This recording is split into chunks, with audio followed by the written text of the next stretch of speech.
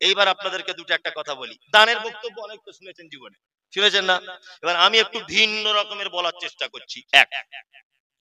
আচ্ছা, পবিত্র কোরআনে যত মানুষের পাপের সাজার কাফফারা বা জরিমানার কথা বলা হয়েছে, বলুন তো কোন কোন জিনিস দিয়ে আল্লাহ জরিমানার কথা বলেছেন? মনে আছে? নাই। আপনাদেরকে দুটো একটা জিনিস দেখাই।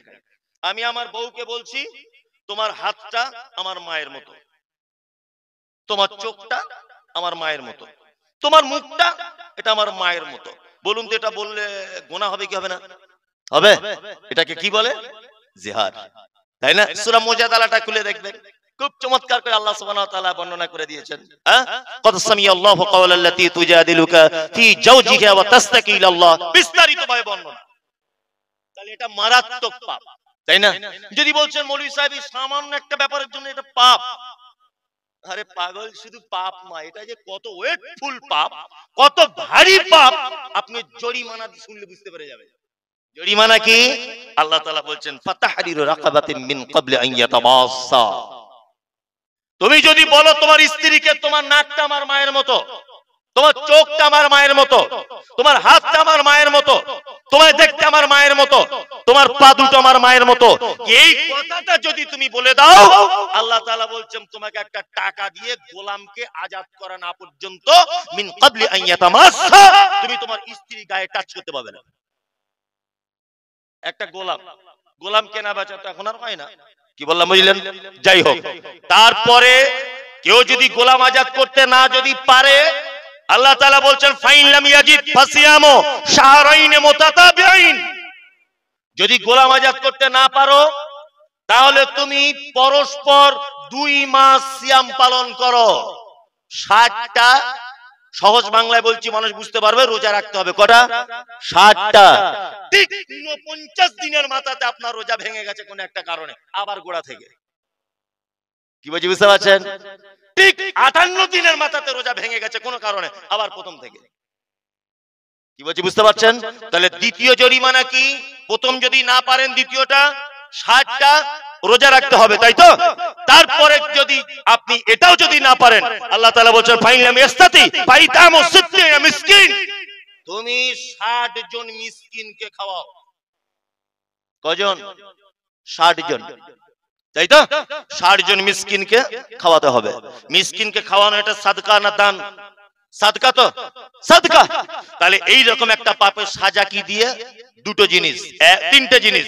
2 নম্বর দুটো কি দিয়ে? দুটো হচ্ছে অর্থকে ব্যয় করে। গোলাম আজাদ করতে গেলে টাকা লাগবে না? মিসকিন খাওয়াতে গেলে টাকা লাগবে না? দান করা লাগবে না? লাগবে কিনা? তাহলে জরিমানা দুটো বিষয় কি দিয়ে? দান দিয়ে, তাই না? এবার আপনাদেরকে বলছি, আপনি হজ করতে গেলে, হজ করতে গিয়ে কুরবানি করতে ভুলে গিয়েছিলেন, কোন কারণে ভুল হয়েছে, কি করতে হবে? প্রথমে আপনাকে সাদকা করতে হবে। সাদকা যদি করতে না পারেন, 3টে ওইখানে সিয়াম পালন করতে হবে। 3টে, কটা? 3টে। আবার মক্কা থেকে বাড়ি আসার পরে আপনাকে সিয়াম পালন করতে হবে 7টা। টোটাল কটা? 10টা সিয়াম পালন করতে হবে। আর প্রথমে আল্লাহ রাসূল সাল্লাল্লাহু আলাইহি ওয়াসাল্লাম কি বলছেন? সাদকা করতে হবে, তাই তো? তাহলে এটা একটা ভুলের কাফারা। এবার আপনাদেরকে বলি, আচ্ছা বলুন তো, আমরা মাঝে সাঝে বলি না আল্লাহর কসম করে বলছি এটা করব, অথচ করতে পারলেন না, এরকম হয় কি হয় না? হয়। তাহলে কসম করার পরে যদি কসম টিকিয়ে রাখতে যদি না পারেন, কাফারা কি? সর্বপ্রথম কাফারা হচ্ছে আপনার 10 জন মিসকিন খাওয়াতে হবে। কতজন? 10 জন। 10 জন মিসকিন যদি আপনি খাওয়াতে না পারেন, আপনাকে 3টে রোজা রাখতে হবে তার কাফারার জন্য। কটা? 3টা। 3টা রোজা রেখে তার কাফারা। তার মানে আপনি কসম ভঙ্গ করলেন, তার জরিমানা আপনাকে 10 জন মিসকিনকে খাওয়াতে হবে। আচ্ছা, মিসকিনকে খাওয়ানো এটা দান কি দান নয়? সাদকা কি সাদকা নয়? সাদকা।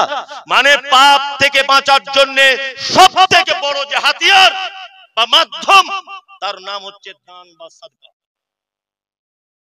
এবার আর একটা কথা আপনাদেরকে বলি, দেখবেন এতে খুব মজাও লাগবে, শুনলে কাজও হবে। আমাদের পাড়া গ্রামে যখন লোক মারা যায়, খুব নিঃশ্বাস নিতে কষ্ট হচ্ছে, করছে না?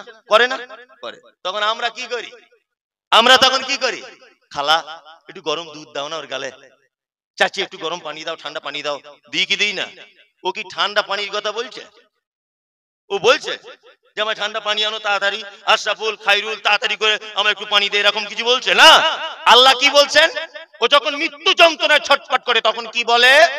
আনফিকু মিম্মা রাযাকনাকুম মিন ক্বাবলি আন ইয়াতিয়া আহাদাকুমুল মাউত ফায়াকুলা রাব্বি লাউলা আখখারতানি ইলা আজালিন করিম ফাআসাদদাকা ওয়া আকুম মিনাস সালিহিন। একজন মুমিন মানুষের আত্মা যখন বার হয়ে যায়, মালাকুল মউত যখন একজন মুমিনের জানটা যখন কবজ করে, তখন আপনার এক গ্লাস পানির নিচে যে পানিটা থাকে, পান করার পরে ওই পানিটা যেমন নিচে ফেলে দিলে কোনো আওয়াজ হয় না, ঠিক তেমন একজন মুমিনের আত্মাকে যখন জিবরিল আমিন নিজের কবজাতে নিয়ে নেয় তখন কোনো মুমিন মানুষের কষ্ট হয় না। কিন্তু একজন বেঈমান, একজন ডাকাত, একজন সুদখোর, একজন মাতাল, একজন বদমাশ লোক, তার যখন জানটা কবজ করা হয় তখন জিবরিল আমিন তাকে এত কঠিন করে ধরে যে তার আত্মাটা বার করার সময় তার রগগুলো, চোখের রগগুলো, দাঁতের রগগুলো, মাথার রগগুলো, নাড়ি ভুঁড়িগুলো সব যেন ছিঁড়ে যেন বার হয়ে যায়। আর ও তখন কষ্ট পায় আর একটা কথা বলে, কি বলে? ফাআসাদদাকা ওয়া আকুম মিনাস সালিহিন। আল্লাহ গো, পৃথিবীতে তুমি আমাকে আর একবার যাওয়ার সুযোগ দাও, আর একটা ঘন্টা তুমি আমাকে সুযোগ দাও। তুমি যদি আমাকে সুযোগটা দাও তাহলে আমি অন্য কিছু করতে পারি আর না পারি, আমি গিয়ে একটু সাদকা করে ভালো মানুষদের অন্তর্ভুক্ত হয়ে তারপরে তোমার কাছে আসব, তারপরে তোমার কাছে আসব। এবার আপনাদেরকে একটা কথা বলি, তাহলে যে লোকটা মৃত্যু যন্ত্রণা চটপট চটপট চটপট করছিল, ওই লোকটা কি কামনা করে? আল্লাহ পৃথিবীতে আর একবার সুযোগ দাও, আমি কি করব? হ্যাঁ, সাদকা করে আসবো, দান করে আসবো, আর দান করে ভালো মানুষদের দলে ঢুকে তবে আমি আসবো। এবার আপনাদেরকে একটা এখানে শিক্ষা দিই।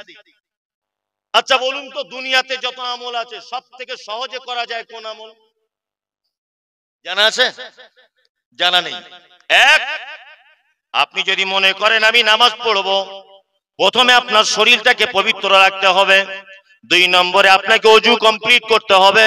3 নম্বরে আপনি যদি 2 রাকাত নামাজ পড়েন তাহলে মিনিমাম 10 মিনিট আপনার টাইম দেওয়া লাগবে। লাগবে কি লাগবে না? আপনি যদি মনে করেন যে আমি হজ করতে যাব, তাহলে আপনার পাসপোর্ট তৈরি করতে হবে, ভিসা লাগাতে হবে, 5 লক্ষ টাকার খরচা হবে, মেডিকেল চেকআপ করা হবে। আপনি হজে যেতে পারবেন কি পারবেন না? আপনি প্লেনে ওঠার আগে 4 জায়গাতে চেকিং করা হবে, নেমে আপনাকে 4 জায়গা চেকিং করা হবে, আপনার ভ্যাকসিনের কাগজ আছে কিনা দেখবে, আসা যাওয়া নিয়ে হজ করতে টাইম লেগে যাবে 40 দিন, এখন টাইম করেছে 54 দিন। তার মানে এই ইবাদতটা কমপ্লিট করতে টাইম লাগবে কত দিন? না 50 দিন। আপনি যদি মনে করেন আমি সিয়াম পালন করব, অর্থাৎ আমি রোজা রাখবো, আপনাকে সাহারি খেতে হবে নির্দিষ্ট নিয়মে। সাহারি খাওয়ার পরে আপনাকে কি করতে হবে? আপনার সারা দিন উপোস থাকতে হবে, গালাগালি দিলে হবে না, স্ত্রী মিলন করলে হবে না, এক কথায় অবৈধ জিনিস থেকে আপনাকে দূরে থাকতে হবে। সন্ধ্যাবেলাতে আগে ইফতারি করলেও হবে না, পরে ইফতারি করলেও হবে না, নির্দিষ্ট টাইম আপনাকে ইফতারি করতে হবে। তার মানে এই ইবাদতটা কমপ্লিট হতে কতক্ষণ টাইম লাগলো? 12 থেকে 14 ঘন্টা টাইম লেগে গেল, 15 থেকে 16 ঘন্টা টাইম লেগে গেল। এলাকা বিশেষে, জায়গা বিশেষে এই টাইমটা লাগবে। লাগবে কি লাগবে না? তার লোকটা মরার আগে যদি বলে আল্লাহ আমাকে একটু সুযোগ দাও, একটু হজ করে আসি, হবে? ও হজ করা টাইম পাবে? ও যদি শুধু বলে যে আল্লাহ 2 রাকাত নামাজ পড়ার সুযোগ দাও, তা পানিতে ওযু করে তারপরে তো 2 রাকাত নামাজ পড়বে। জি, লোকটা যদি বলে রোজা রাখবো, কত ঘন্টা টাইম লাগবে? 15 থেকে 16 ঘন্টা। কিন্তু লোকটা সহজ একটা আমলের কথা বলবে, কি? ফায়াকুলা রাব্বি লাউলা আখখারতানি ইলা আজালিন করিব ফাআসাদদাকা ওয়া আকুম মিনাস সালিহিন। আল্লাহ একবার আমাকে তুমি সুযোগটা দাও, একটা বার সুযোগ দাও, আমি দুনিয়াতে যাবার পরে কিছু সাদকা করে তবে আসবো। এটা হচ্ছে সবথেকে অল্প টাইমের ভালো কাজ। পকেটে পয়সা ছিল, ভিখারি এসে বলছে লা ইলাহা ইল্লাল্লাহ, চাচা কিছু দাও, ওটাম করে বার করে 10 টাকার নোট দিয়ে দিলেন, ইবাদত হয়ে গেল। টাইম লাগলো? যদি নামাজ পড়তে বলতেন মিনিমাম 20 মিনিট টাইম লাগতো, অজু করতে হতো, শরীর পাক আছে কিনা আছে গোসল করতে হতো, সাজদা দিতে হতো, রুকু দিতে হতো, সালাম ফিরিয়ে জিকির করতে হতো, মিনিমাম 20 মিনিট টাইম লাগতো না? কিন্তু এটা একটা এমন একটি ইবাদত, পকেটে ছিল, চট করে বার করে একটা ভিখারি হাতে দিয়ে দিলেন, আপনি একজন দাতা হয়ে গেলেন। কি বললাম বুঝলেন? এইবার আপনাদেরকে আরেকটা কথা বলে দিই। আল্লাহ নবী সাল্লাল্লাহু আলাইহি ওয়াসাল্লাম তিনি বলছেন, সাদকা বা দান এমন একটি জিনিস, ইত্তাকুল্লাহ ওয়ালাউ বিশিক্কি তামারিন, তোমরা কি করো? তোমরা জাহান্নাম থেকে বাঁচো যে কোনো মূল্যে। জাহান্নাম থেকে বাঁচার কিছু যদি খুঁজে না পাও, কিছু যদি তোমার কাছে না থাকে, তুমি কি করো? খাজুরের একটা টুকরা হলেও আল্লাহর রাস্তায় দান করে দিয়ে তুমি জাহান্নাম থেকে কি বাঁচো। রাত্রি এখন 12:30 বাজে, আমার তো ওঠার কথা ছিল 10:20-তে, যাই হোক কোনো কারণে টাইম এদিক ওদিক হয়ে গেছে, এখন 12:30 বাজে। আর একটা চমৎকার হাদিস আপনাদেরকে বলি, সহিহ বুখারীতে হাদিসটা রয়েছে। কি বললাম বুঝলেন? হাদিসটা বর্ণনা করছেন কে? কে?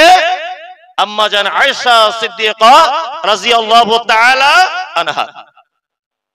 হাদিস বর্ণনা করছেন কে? আম্মা জান আয়েশা সিদ্দিকা রাদিয়াল্লাহু তাআলা আনহা। আয়েশা কে? না ইসলামের প্রথম খলিফা, আমিরুল মুমিনিন, খলিফাতুল মুসলিমিন হযরতে আবু বকর সিদ্দিক রাদিয়াল্লাহু তাআলা আনহুর বেটি। আয়েশা কে? না আয়েশা হচ্ছে আল্লাহ রাসূল সাল্লাল্লাহু আলাইহি ওয়াসাল্লামের সর্বশেষ বিবি এবং সবথেকে ছোট অল্প বয়সের বিবি। আয়েশা কে?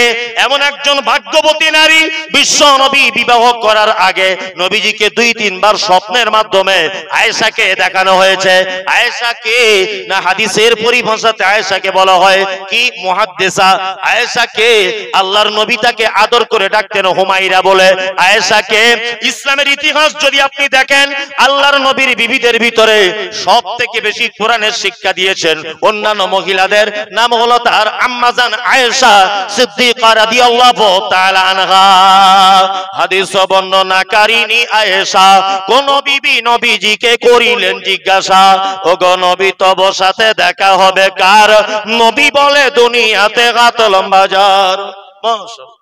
যাই হোক, আলাউদ্দিন কুলগাছি পাড়া 500 টাকা। রফিকুল ইসলাম, হাদিস আর বলছি না, রফিকুল ইসলাম শ্যামপুর 2000 টাকা। ফজলুল হক শ্যামপুর 500 টাকা। জাহাঙ্গীর হোসেননগর 200 টাকা। নাজিরা বিবি টপিডাঙ্গা 3000 টাকা। আচ্ছা, নাসির উদ্দিন বেনিপুর 1050 টাকা। আনারুল হক জীবনপুর 500 টাকা। হাবিবুর রহমান চর লবণগোলা নাকি 1431 টাকা। আব্দুল কুদ্দুস হাবাসপুর উনি দিচ্ছেন 200 টাকা। ডাক্তার সাইফুল নতুন পাড়া উনি দিয়েছেন 5000 টাকা। যারা দিচ্ছে আল্লাহ তুমি তাদের দানকে কবুল করে নাও। আল্লাহুম্মা সাল্লি আলাইহি আল্লাহুম্মা বারিক আলাইহি। আপনাদের কাছে অনুরোধ যে আপনারাও কিছু অবশ্যই মাদ্রাসার জন্য দেন, কারণ হচ্ছে এই বর্তমান যা প্রেক্ষাপট তাতে করে আপনি জাহান্নাম থেকে বাঁচার যে পদ্ধতি মুহাম্মদ সাল্লাল্লাহু আলাইহি ওয়াসাল্লাম বলেছেন, তোমরা খাজুরের একটা টুকরো হলেও আল্লাহর রাস্তায় সাদকা করো, আল্লাহর রাস্তায় দান করো, এর মাধ্যমে তোমরা জাহান্নাম থেকে বাঁচো। এখন বর্তমানে দান করার আর কোন জায়গা আমার তো নজরে পড়ে না, শুধুমাত্র মাদ্রাসা ছাড়া। দেখুন দেখুন আপনি গ্রামের ভিখারি আগে যা আসতো এখন আছে? এখন আর নাই। আল্লাহ চাইলে সবাইকে আল্লাহ সচ্ছলতা করে দিয়েছে, করে দেয়নি? সবাই ডাল ভাত নুন ভাত কিছু খেয়ে দিন যাপন করছে। আর অভাবে মানুষ এখন আর পাওয়া যায় না। অন্তত পক্ষে আর্থিক দিকের যে দুরবস্থা ছিল ওটা অনেকটা মিটেছে, তাই না? এখন আমি তো মনে করি আপনার অর্থ, আমি জানি দানের কথা বললে লোক আর বুঝবে না। মানুষ অত বোকা আছে যে লাস্টের বক্তা দানের কথা বলবে আর ও বসে থাকবে, অত সহজ? ওই জন্য আমি চাইছিলাম যে ঠিক জায়গাতে এসে বলি, টুক করে ছেড়ে দেবো। যাই হোক, তা এটা প্রতিষ্ঠানের জলসা বলাটাও আমার দায়িত্ব এবং কর্তব্যের ভিতরে। আপনারা ওই জন্য আপনাদেরকে বারবার বলা হচ্ছে যে আল্লাযীনা ইউনফিকুনা ফিস সাররাই ওয়াজ যাররাই, আল্লাহ তাআলা বলছেন যারা দান করে সচ্ছলতা এবং অসচ্ছলতায়, আর ওয়াল কাযিমিনাল গায়জা, রাগ হলে যারা রাগকে কন্ট্রোল করে, ওয়াল আফিনা আনিন নাস, চার মানুষ যদি কোনো অপরাধ করে মানুষকে সে ক্ষমা করে, আল্লাহু ইউহিব্বুল মুহসিনিন, আল্লাহ তাআলা বলছেন আমি এই মুহসিন বান্দাদের সবথেকে বেশি ভালোবাসি। ওই জন্য ভালোবাসার ভিতরে রয়েছে প্রথম নম্বরে গোপনে যারা দান করে, যারা কে প্রকাশ্যে করে, যারা সচ্ছলতায় করে, যারা অসচ্ছলতায় করে, আল্লাহ তুমি এই বান্দাদের ভিতরে আমাদের গণ্য করে নাও, আমিন। ঘটনাটা শোনার চেষ্টা করুন। এক, আল্লাহ নবী সাল্লাল্লাহু আলাইহি ওয়াসাল্লাম মিরাজের রাত্রিতে মিরাজে গেলেন। রাস্তাতে অনেক ঘটনা, অনেক রাস্তাতে ঘটনা, আমি একটাও বলছি না। জান্নাত দেখলেন, জাহান্নাম দেখলেন। জান্নাতের সাইডে ঘুরতে ঘুরতে দেখছেন একজন ছেলে, সে যেন তার পায়ের আওয়াজ আমার কানে আসছে। যেমন বুট জুতো পরলে বা শক্ত জাতীয় জুতো পরে আপনার হাঁটা চলা করলে ঠক ঠক করে আওয়াজ হয়, ঠিক যেমন জান্নাতের ভিতরে আওয়াজ হচ্ছে। চলুন, আল্লাহ রাসূল সাল্লাল্লাহু আলাইহি ওয়াসাল্লাম বলছেন আমি আরেকটু এগিয়ে এলাম, আরেকটু এগিয়ে দেখছি জান্নাতের ভিতরে একজন পর্দানাসীন মহিলা আরেকজন মহিলার সঙ্গে কথোপকথন করছে। আমি জিবরিলকে বললাম, মহিলাটি গলার কণ্ঠস্বরটা চেনা চেনা মতো লাগছে, খুব পরিচিত মনে হচ্ছে। কে? প্রথম নম্বরে যে ছেলেটির কথা বলা হচ্ছে, জিবরিল আমিন বলছেন এটা আপনার মসজিদের মুয়াজ্জিন হযরতে বেলাল। কে? বেলাল। আর মহিলাটির নাম কি? আনাস। আনাস, আনাসের মা। উমায়ের, উমায়েরের মা। কি বললাম বুঝলেন? কার স্ত্রী? আবু তালহার স্ত্রী। নাম কি? রুমাইসা। ডাক নাম উম্মে সুলাইম। দেখুন দুনিয়াতে পুরস্কার পাওয়া যায় কিনা। আল্লাহ রাসূল ফেরত এলেন। ফেরত আসার পরে হযরতে বেলালকে ডেকে বলছেন, বেলাল, এক আশ্চর্য ঘটনা ঘটে গেল। আরে মিরাজের রাত্রিতে, গতকাল রাত্রিবেলা তোমাকে জান্নাতে তোমার পায়ের আওয়াজ শুনে এসেছি বেলাল, বলো তো কি করো, কি করো বলো।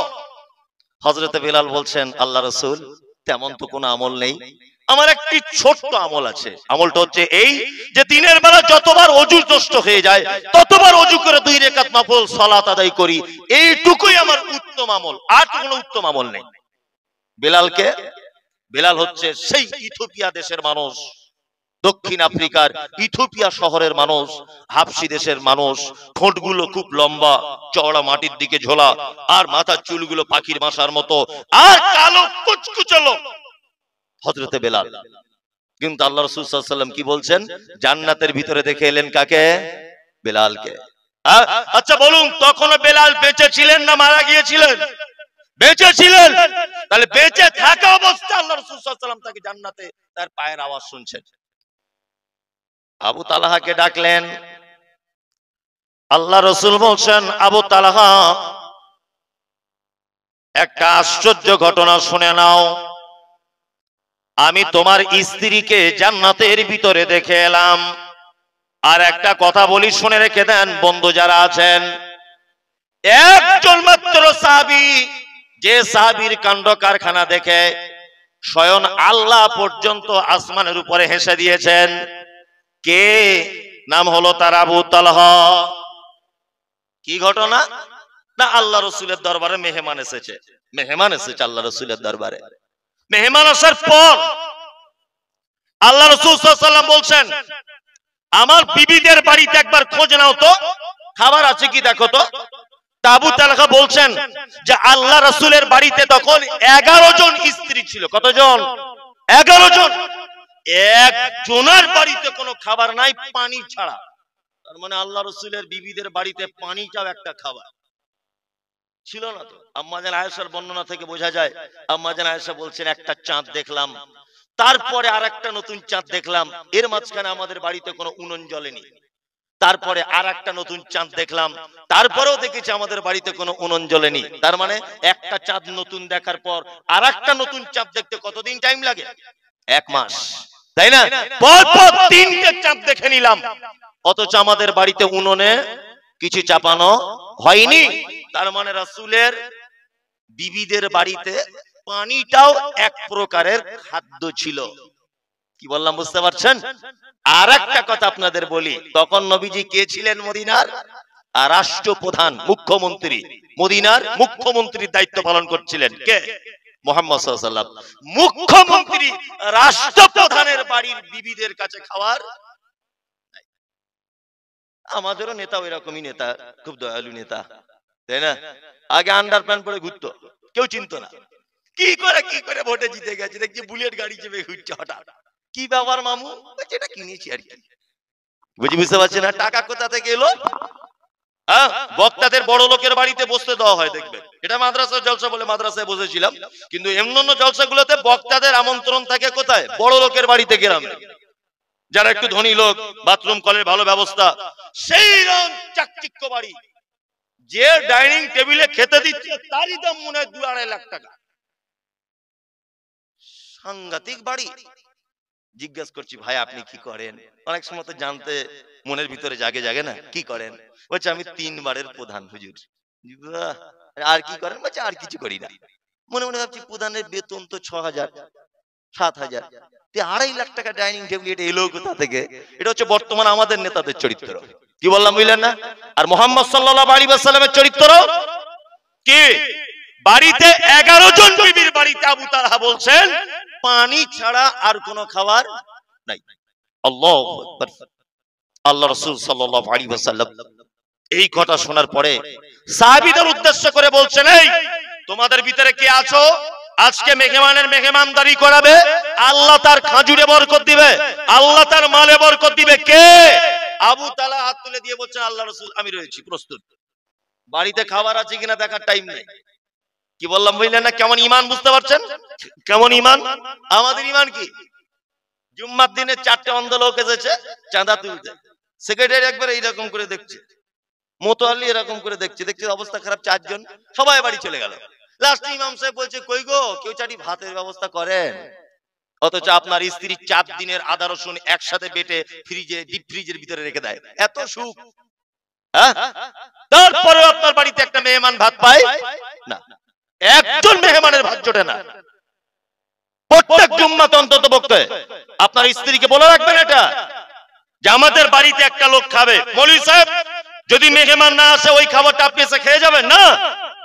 দেখবেন ওই লালগোলার একটা লোক শুটকি মাছ বিক্রি করতে এসেছে, জুম্মার নামাজ পড়তে মসজিদে ঢুকেছে, লালগোলাতে তার বাড়ি, ও মুসলিম, ও 5 ওয়াক্ত সালাত আদায় করে, ও মসজিদে ঢুকেছে, ওকে ধরে বাড়ি টেনে নিয়ে যান, ভাই আমাদের বাড়িতে চাটি খেয়ে যাবেন। আর একটা পদ্ধতি বলে দিই, জামাই আসলে ফোন করে আসে 1 সপ্তাহ আগে, মা আমি যাচ্ছি 3 জন বন্ধুকে নিয়ে। 1 সপ্তাহ আগে যখন ফোন করেছে তাকে খাওয়ানো খুব কঠিন। দেশি মুরগা, চমচম, মিষ্টি দই আর 7 আপ, সালাড, ডিম সিদ্ধ 4-5টা করে, কারণ ও ফোন করে এসেছে। কিন্তু যে লোকটা জুম্মার দিনে অন্ধ লোক, তার বেটির বিয়ের জন্য চাঁদা তুলতে এলো, বলুন তো ও কাউকে ফোন করে এসেছে যে আমি যাচ্ছি একটু বিরিয়ানির ব্যবস্থা করিও? এরকম কোন ব্যাপার আছে নাকি? তার মানে মেহমানকে খাওয়ানোর মতো সহজ পদ্ধতি আর কোন পদ্ধতি নাই। খুব সহজ পদ্ধতি। চলুন, আবু তালহা বাড়িতে মেহমান নিয়ে গেছেন রাতের বেলা। দরজায় কে? আল্লাহ রাসূলের সাহাবী আবু তালহা। বাড়িতে কোনো খাবার আছে? বাড়িতে খাবার আছে। 3টে কথা বিবিকে বললেন। কটি? 3টি। 1, সাথে মেহমান, আল্লাহ রাসূলের মেহমান। 2, খাবার আছে? হ্যাঁ খাবার আছে, 2টি বাচ্চা ছেলের মতো খাবার আছে, 2টি বাচ্চা ছেলের খাবার। আচ্ছা শেষ। আচ্ছা এক কাজ করো তাহলে, খাবার পাকাতে শুরু করে দাও। 3, তখনকার দিনে ইলেকট্রিক ছিল না, কারেন্ট ব্যবস্থা ছিল না, প্রদীপের আলো মানুষ ব্যবহার করত, তাই না? এখন একটি সুন্নতের মাঝখানে লুকিয়ে আছে, কি? মেহমানের সঙ্গে খেতে হবে। এর ভিতরে একটা লজিক আছে, লজিকটা বলে দিই, দেখবেন আপনার দিমাগ খুলে যাবে। আপনার বাড়িতে একটা অভাবী লোককে আপনি নিয়ে গেছেন খাওয়ার জন্য, আপনি তাকে প্লেটে করে খাবার দিলেন, হ্যাঁ? আপনি যদি তার সাথে বসে যদি না খান তাহলে সে কি ভাববে? ধনী লোক তো, আমাকে মনে হয় যাতা করে দিল, ও মনে হয় ভিআইপি বাড়িতে কিছু খাবে। অথচ একই খাবার খাবেন, কিন্তু তার মনে এটা জাগবে। জাগবে কি জাগবে না? জাগবে।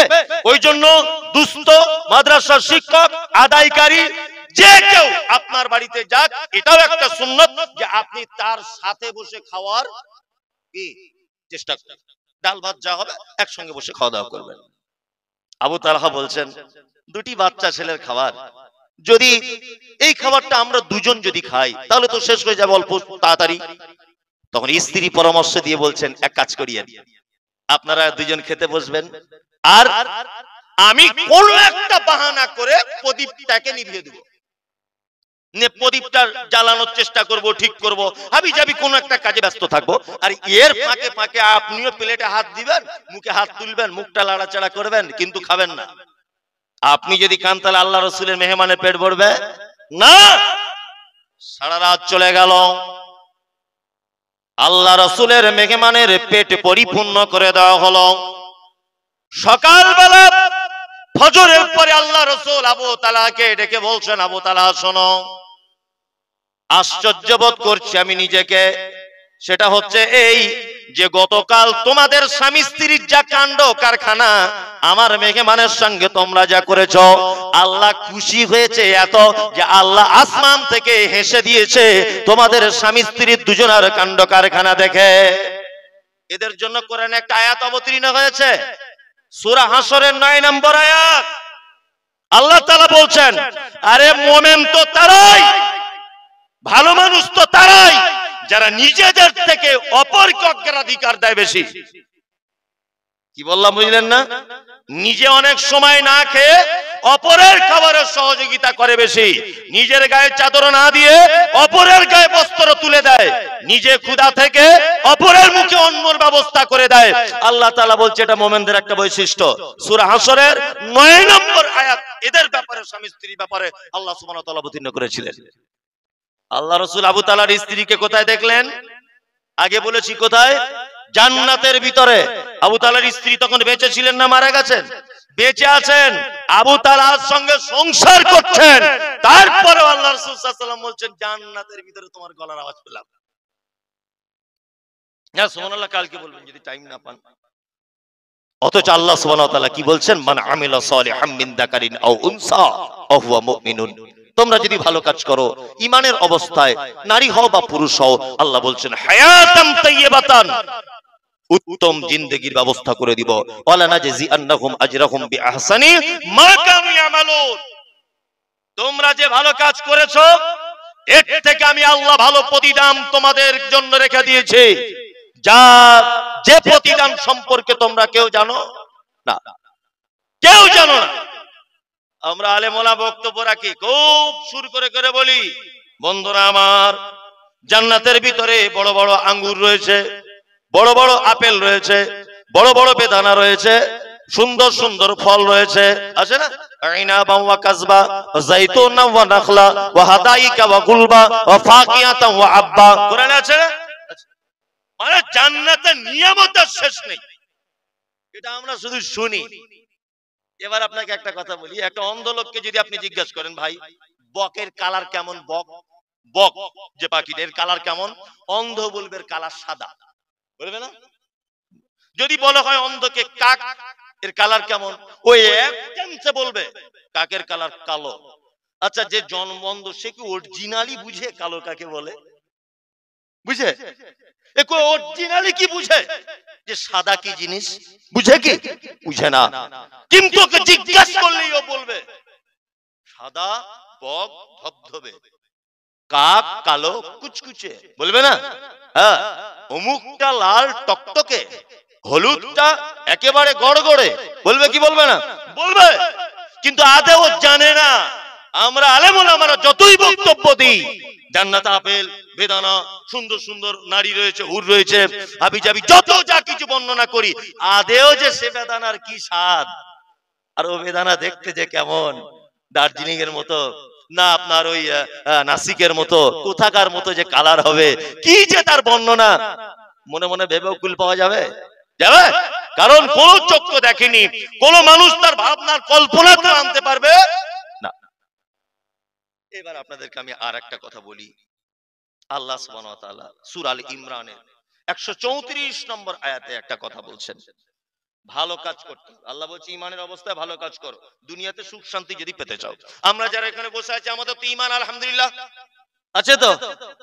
যদি বলছে আছে কিনা আপনি এটা জিজ্ঞেস করছেন, এইটা আবার জিজ্ঞেস করা লাগে? আমরা ডাঙ্গাপাড়া মাদ্রাসার একনিষ্ঠ কর্মী, শ্রোতা, প্রতি বছরের জলসা একটা মাদ্রাসার প্রতিষ্ঠানে বসে আছি, আর আপনি বলছেন যে আমার ঈমান আছে কিনা? অনেক মানুষের এর ভিতরে ঈমান আছে, আর কারো ঈমানে পোকা লেগেছে। তাই না? কারো ইমান একটু দুর্বল আছে, এরকম আছে কিনা?